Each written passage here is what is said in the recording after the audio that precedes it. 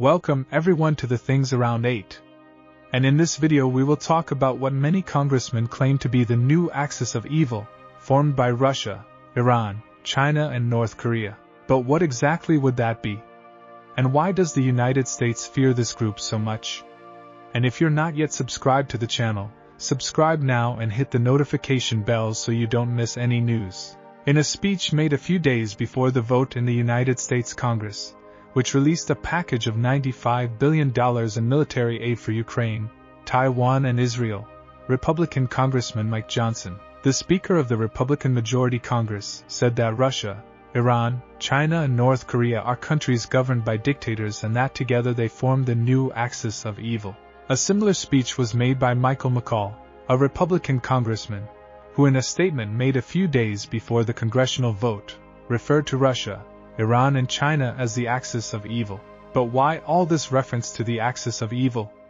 And why does the United States fear this group of countries so much? The first time a government official used the expression axis of evil was in January 2002, with then-President George Bush, referring to Iran, Iraq and North Korea.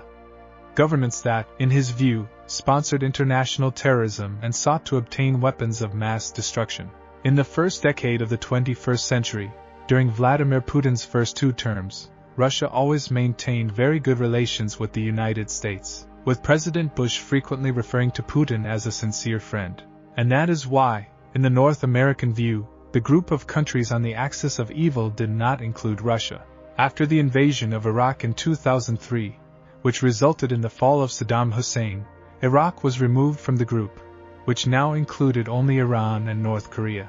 At the beginning of the 21st century, China was still taking the first steps in a broad process of modernization and growth that also included its armed forces. Therefore, at that time, China was not seen as a threat to the United States and its allies in the Pacific. It was only very recently, mainly after the start of the Russian invasion of Ukraine, that Russia and China began to be cited by North American politicians as members of this axis of evil. This is obviously a totally subjective concept, so much so that for Iran, the axis of evil is formed by the United States, Israel and the European countries that have imposed sanctions against Tehran. In other words, each side has its own axis of evil, whose composition varies as the geopolitical dynamics in the world change. In the specific case of the axis of evil, in the United States view, Russia, China and Iran act together, with Congressman Michael McCaul making this very evident in a statement made a few days ago. According to the congressman, Vladimir Putin only invaded Ukraine after the United States' clumsy and dishonorable exit from Afghanistan, a departure that allowed the return of Taliban oppression after almost 20 years. This departure sent a signal of weakness from the United States to the world, a sign that Washington is not that committed to guaranteeing the security and defense of its allies.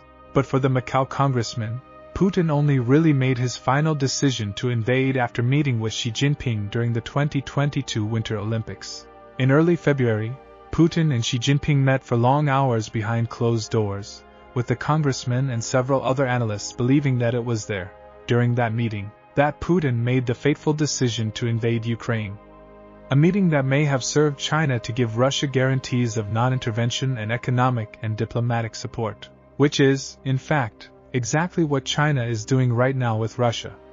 In the American view, it was these two elements: the message of weakness transmitted by the United States with the abandonment of Afghanistan in 2021, and mainly, the meeting with Xi Jinping in February 2022, that led Putin to move forward with the beginning of the war. This characterizes, for the United States, a clear collusion between those two countries, aiming at a war of aggression and conquest. Iran is placed in this group, firstly, because of its ballistic missile and nuclear weapons program, and secondly, because, according to the United States government, it also acts in collusion with Russia. For the United States, Iran is only attacking Israel because this directly interests Vladimir Putin, as it will force Washington to divert its attention and resources to support another important ally, which is, in fact, exactly what the United States is doing now, sending billions of dollars to bolster Israeli defenses, and deploying a huge military contingent in the region to face direct and indirect attacks from Iran. In the case of North Korea, Whenever dictator Kim Jong-un launches a missile or threatens to attack the South, the United States is obliged to intervene, either directly through large and expensive military exercises in the region, or indirectly through the support and military and financial reinforcement of its allies in the Pacific.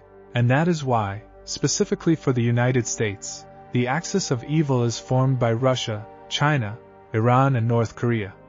But like I said, it's a completely subjective concept. In other words, basically, everyone has a particular axis of evil to suit their interests and their geopolitical vision of the world.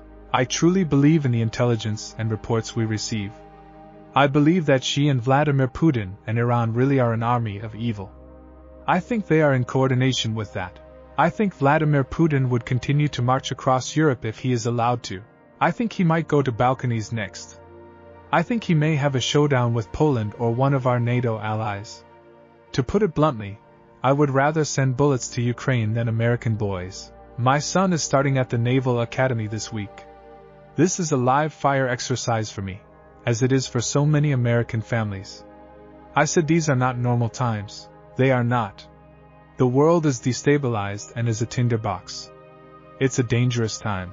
3 of our primary adversaries, Russia, Iran and China, are working together, and they are being aggressors around the world.